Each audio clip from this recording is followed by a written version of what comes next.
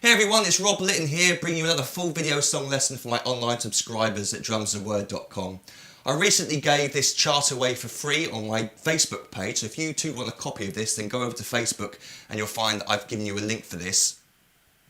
Today I want to show you how to play the song Instant Karma by John Lennon, drummed by Alan White.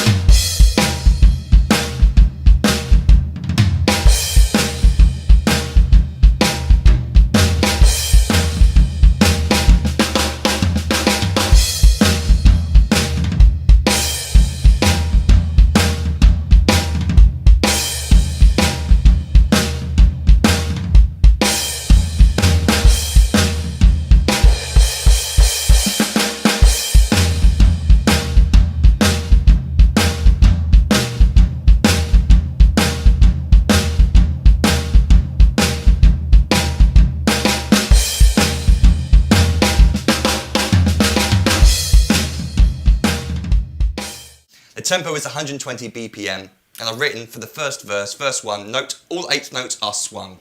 So the way we're counting this song, we're using that sort of triplet shuffle feel. 1 and 2 and 3 and 4 and 1 and 2 and 3 and 4 and I've written the chart using just straight 8th notes, but you're supposed to count them that way. And without going into too much detail, if we had 2 notes on 1 and the and of 1, the 1 would be on beat 1, but the and would actually fall on the 3rd triplet of the triplet of beat 1. 1 triplet. So that's how we get that sort of shuffle feel. 1 and 2 and 3 and 4. We're missing that middle triplet note, but whenever we play that middle triplet note, wherever Alan plays it, I've included the full triplet. So whenever you see 8th notes, 1 and 2 and 3 and 4 and, they're counted 1 and 2 and 3 and 4 and. Just so you know that. So the song starts with a great little drum fill. In fact, there's loads of really cool drum fills throughout this. I don't know what makes the drumming on this sound so great. It's probably the recording process, but it's also definitely Alan's very, very smooth playing, nice use of dynamics, and some real fun ideas being used throughout the song. But this first lick, we come down with a bass drum on beat 4, but to precede that bass drum, Alan does like a little rudiment thing on the snare drum. Now, I'm not sure what sticking he uses, but what I do know is it's 3 notes before the bass drum, and the 3rd note of those 3 notes is played louder, so the first 2 notes are played quiet, and it rolls into the bass drum. And to get the dynamics right, I use the sticking right, right, left. So those 2 rights are ghosted, the left is loud, and you just roll into the bass drum.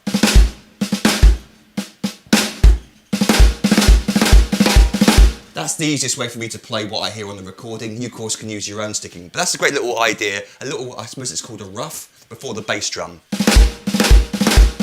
Love that. But notice the bass drum falls on beat 4. So if we count ourselves in, 1, 2, 3, 4.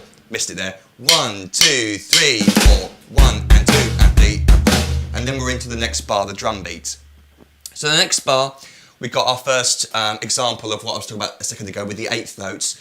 We're playing a swung pattern on the floor tom. Now I know it's. I noticed that on the recording of the video, you can see John and his band play this live on Top of the Pops in Britain in the 70s, or it would have been 70s, I reckon. And you can see Alan play a shuffle rhythm on the floor tom. But it's really quiet. He's got a great little touch where he's playing really, really quietly on the floor tom, almost tapping it like that. So on the recording, you can't really hear that. In fact, on the recording, let me just sort that crackle out quickly. This is going to get annoying otherwise. I really must get a new microphone. So forgive me if we get a few crackles occasionally. But what was I going to say? Oh yeah, so on the recording, you can't really hear the shuffle. So what I recommend you do to replicate the recording more is to play quarter notes on the floor tom. And I thought about transcribing it that way, but then I saw Alan play it live, and I thought, well, I better play what I think he's playing on the recording. It's just very, very quiet. So instead of playing a shuffled rhythm on the floor tom, you could play this quarter notes.